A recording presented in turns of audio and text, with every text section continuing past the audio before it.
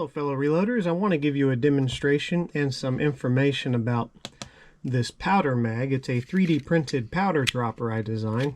It's meant to complement or replace your traditional powder dippers. So let's go ahead and load the mag. And for this instance I have the 6.8 millimeter slider in here. Now 6.8 means that the diameter of the hole in the slider is 6.8 millimeters. They go up in 0.2 millimeters. Anyways, we are going to be using CFE black because I'm currently reloading 300 blackout anyways. So I like to put in a little funnel, in which you could 3D print one of these too if you wanted to, but I already have one. And I'll just go until the powder sits at the bottom of the funnel. There, lift, and done. Okay. The lid has indexing keys. This is to help lock it in. I won't say it's impossible to spill, but if you drop this, there's a really good chance your powder is not going to fall out all over the floor and get wasted. Now, when you first load this, the first 2 to 3 charges are going to be wild. That's just because the powder needs to settle. So I'll get myself a little dish, and you can use this for your trickling anyways if you need a little extra powder, and I'll simply drop 3 charges into the dish and then we're ready to use it. Now this powder mag can be manipulated 2 different ways, and you guys may discover others in the future. If you don't agitate it, you simply drop your charge and set it down. You will get 1 powder charge, okay? And in this case, I'm getting 10.7 grains. 10.74 if you want to be precise. I'm not sure how well you guys can see that in the camera. Let me move you a little closer. But you're getting roughly 10.7 and a half. Let's go ahead and drop another one. See how close we get to that 10.76, I think it was.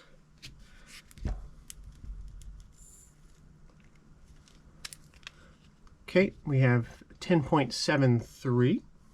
That's pretty good. We'll try 2 more just so I can show you guys how consistent it is. I haven't tested this with every powder in the world, obviously. I've tested it with fine ball powders and some large extruded powders, and I'm getting good results. I have not tried flake powders. I don't know how well this will work, so that is something you guys are going to have to test yourself. I usually don't use flake powders.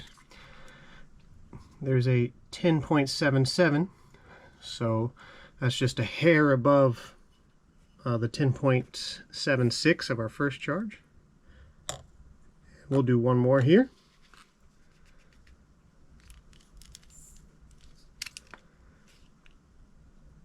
.73. So 10.75 where it's settled. That's really good, especially if you're doing bulk. Maybe bulk pistol rounds, or if I'm just doing a bulk 300 blackout plink and load, that is fine. But even for precision loads, that's really close for my standards. I don't know how precise a lot of you guys like to get, but for my standards, this is really good. Now, I mentioned there's 2 different powder charges for each slide depending on how you manipulate it. Now, let's say that we want a slightly larger powder charge, but if we move to the 7 millimeter slide, it's too much. And in this example, I believe if I move up to the 7 millimeter slide, I get 11.5 grains, which is 0.2 grains more than I want. However, there is a way to get more out of the sliders as kind of an in-between. This is not as consistent as our standard drop method, but it will help you get close to your in-between loads.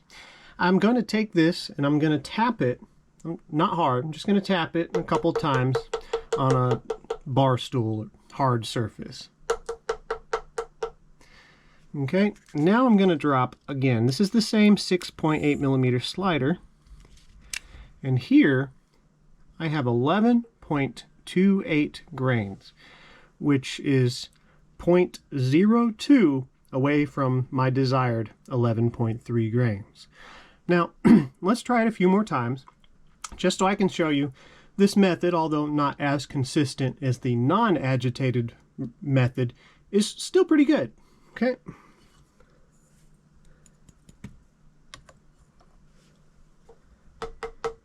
I would tap it on the table so you guys can see, but it shakes the table, so.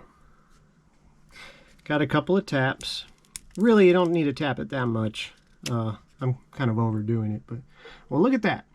11.3 grains on the dot. That's exactly what I need for my 300 blackout loads.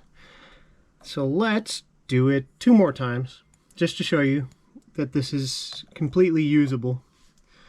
Okay.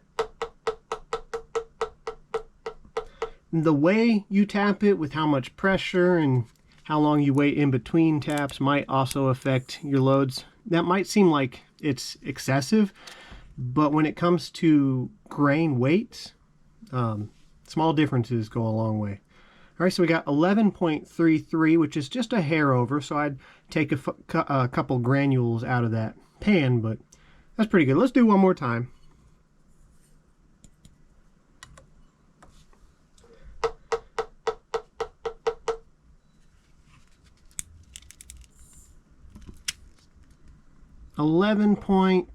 .25, just a hair under. Oh, 2.8. Okay, it's still settling.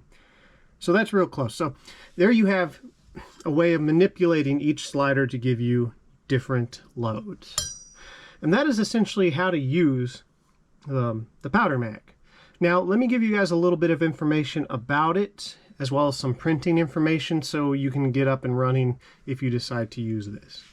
My first generation, inspired heavily by the Lee auto disc, which uses a similar method of a slider passing underneath a hopper and dropping a mount, and it also used a little shelf on the inside for reasons which I'm about to explain. So my first design was nothing more than a container with a hole in the bottom and a cradle for the slider.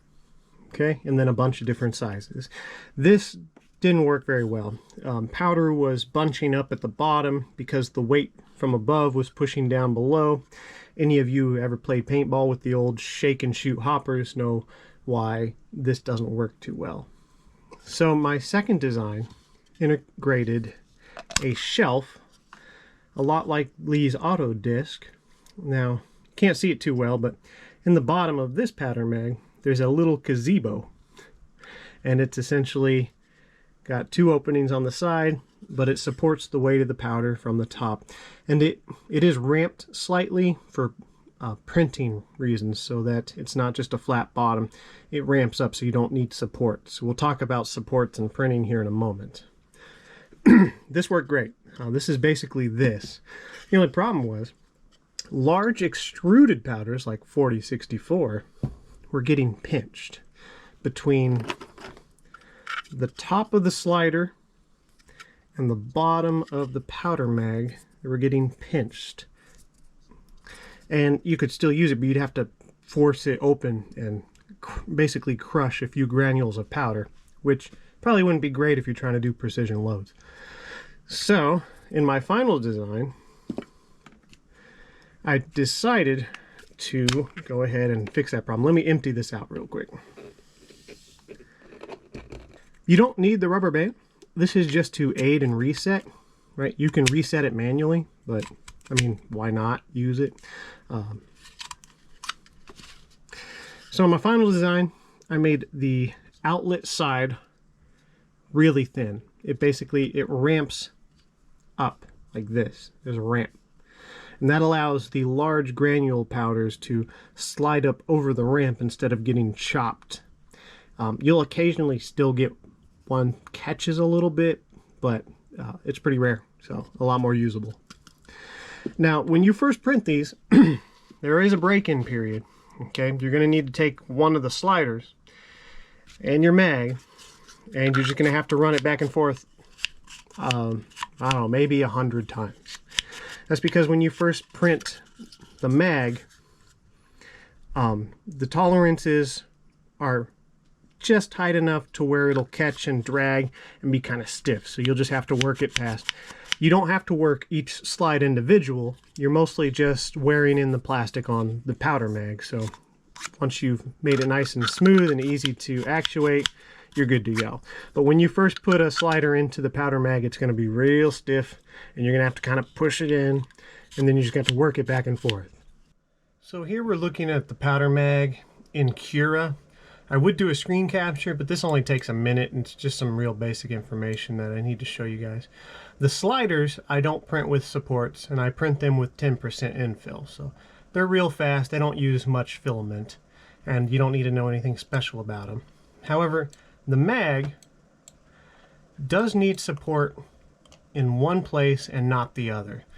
So when I go to my settings here, I will go to supports, make sure that's checked, and I want to do tree.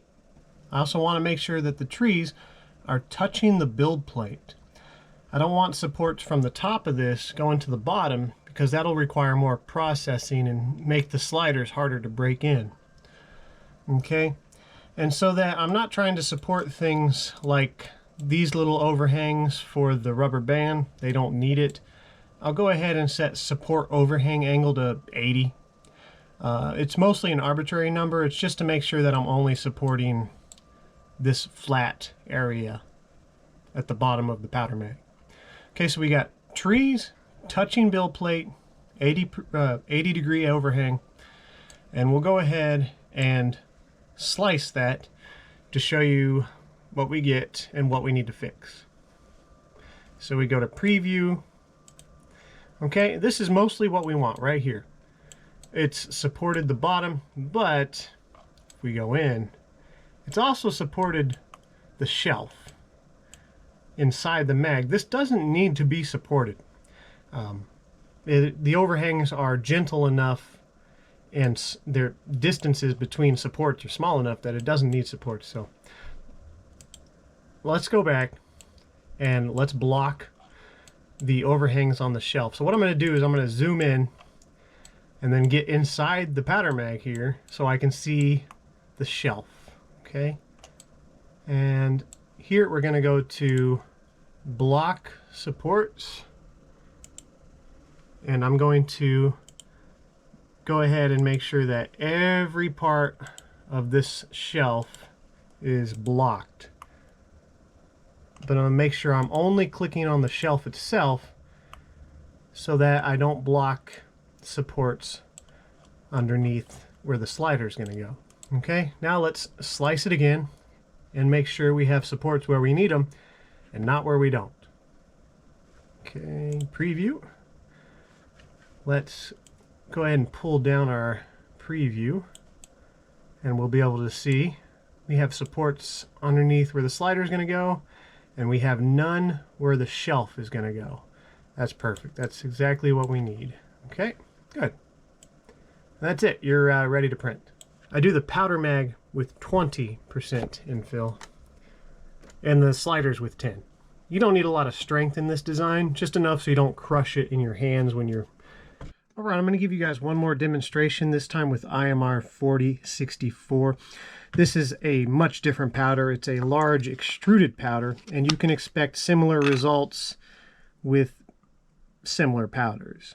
So the large extruded powders, for me, they never meter well. It doesn't really matter what design I'm using. I might try and change it up in the future and see if I get better results, but expect a spread of about 0.3 grains with large extruded powders.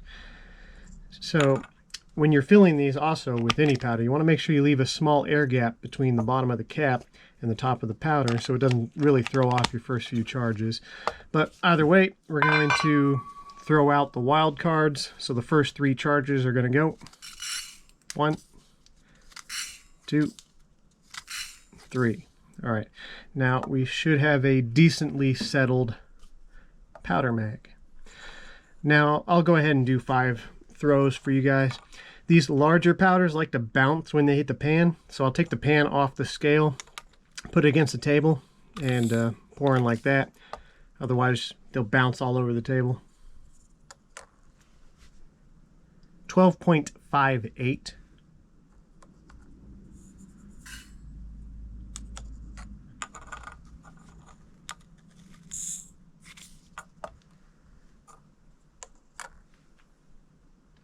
$12.43.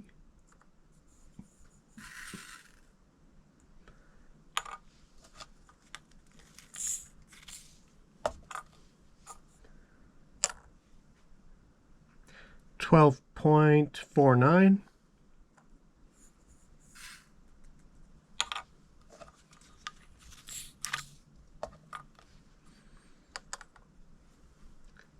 12.59.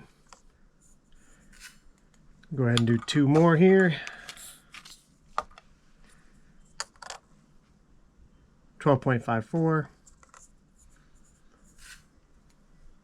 And for anyone curious, I'm using the 8mm slider for this. Generally, these larger powders are for rifles, so you're going to be using the larger sliders. I should have probably tested this with the 10mm slider, and they'll probably meter more consistent through larger sliders anyways.